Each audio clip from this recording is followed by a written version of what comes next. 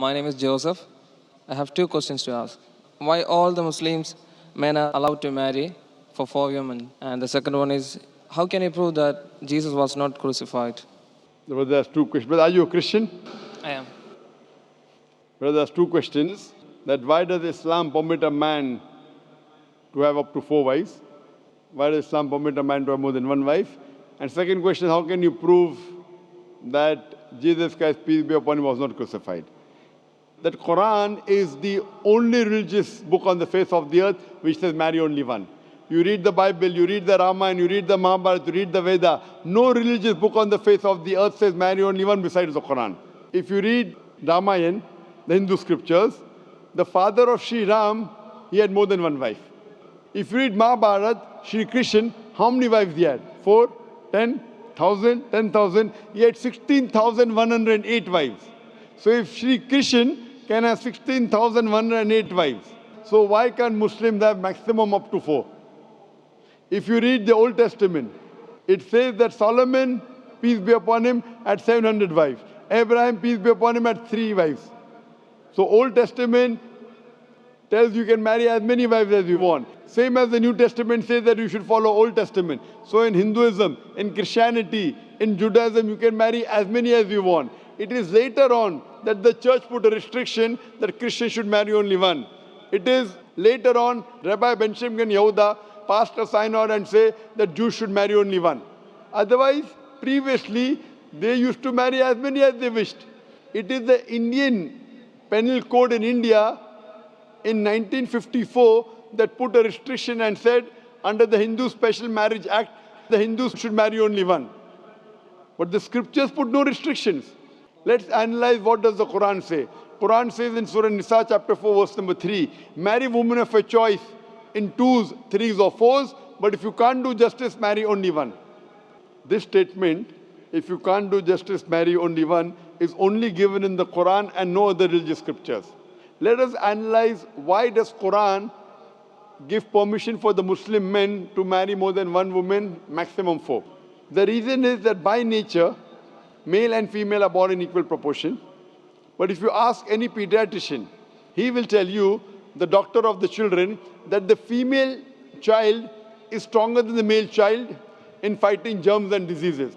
So you have more deaths among the male children as compared to female children. So in pediatric age itself, the females are more than the males. As life goes on, there is death due to wars, due to alcoholism, due to drug addiction, due to accident. In all these cases, more men are dying as compared to females. So today in the world, there are more females as compared to males. In few countries, like India and China, the female population is less than the male population because of female feticide and female infanticide. In India, according to a BBC report, every day more than 1,000 fetuses are being aborted after they are identified as females. If you multiply this figure by 365, you get a total of more than 1 million fetuses are being aborted every year in India after they are identified that they are females. According to the Tamil Nadu government hospital report, out of 10 females born alive, 4 are put to death. If you stop this evil practice of female feticide and female infanticide in India, even in India, the female population will become more than the male population. Even in China, if you stop this evil practice, the female population will become more than the male population. Today, if you analyze, in USA alone, there are 4.7 million females more than males. In UK alone, there are 1.2 million females more than males. In Germany alone, there are 1.6 million females more than males. In Russia alone, there are 10.6 million females more than males. And God alone knows that how many females are more than males throughout the world. If I agree with you that one man should only marry one woman, and suppose your sister happens to live in America, or suppose my sister happens to live in USA, and the market is saturated, every man has found a wife for himself, yet there will be 4.7 million females who will not find life partner. And if your sister happens to be one of them, or if my sister happens to be one of the 4.7 million females who have not found a life partner for themselves, the only option for them is that she either marries a man who already has a wife, or becomes public property? Public property, such a harsh word. It is the most sophisticated word I can use. I cannot use a better word. You know, in America, today the statistics tell us, on average, a man has 8 different sexual partners before he settles down with one. Having mistresses in USA is very common. 5, 10, 20, 30, no problem. Having more than one legal wife, it doesn't go down their throat. When a woman is a mistress, she doesn't get her rights. She is dishonored. She is not treated well. In Islam, when a woman becomes the second wife, she gets the honor, she gets the right, she's treated well.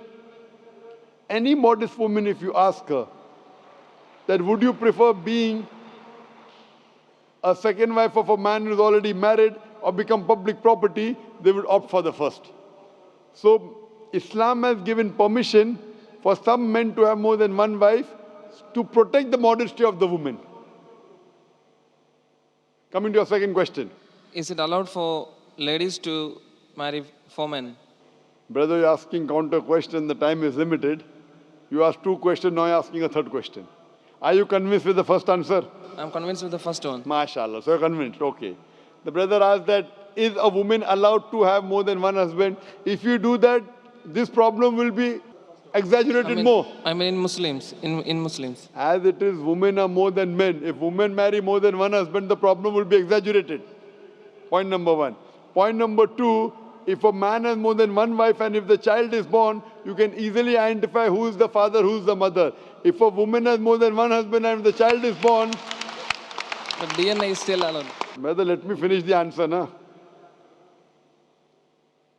You asked the question, was I interfering? Was I interrupting? Yes or no? No. No. So why are you interrupting? After I finish, you can ask, na? I'm a medical doctor. Are you a medical doctor? No. I'm a medical doctor. I know about DNA testing. I'll come to it. Once, if a woman has more than one husband, 2 husbands, and if a child is born, and if he goes to admit in the school, and if the question, who's your father, she'll have to give 2 names. You're talking about DNA testing. I know about it. DNA testing is recent. Was DNA testing there 50 years back? Was it there? No. It's a new recent discovery, yet it's not 100%. Even if I agree it's 100%, it is now, it wasn't there before. Islam is there since time immemorial. And this is not the only reason. Even if I agree tomorrow it becomes 100% perfect, this is not the only reason. Today science tells us that man is more polygamous in nature as compared to the female. Today science tells us that during menstrual cycle, the female undergoes certain psychological changes. It's not possible for her to do the role of multiple wives. But a man doesn't undergo these changes. It's possible for him to do a role of multiple husbands. Today science tells us that if a man has multiple sexual partners and all are faithful, there is no problem. But if a female has multiple sexual partners and all are faithful, there are chances of sexually transmitted diseases to emerge. And that disease will go back to the male partner.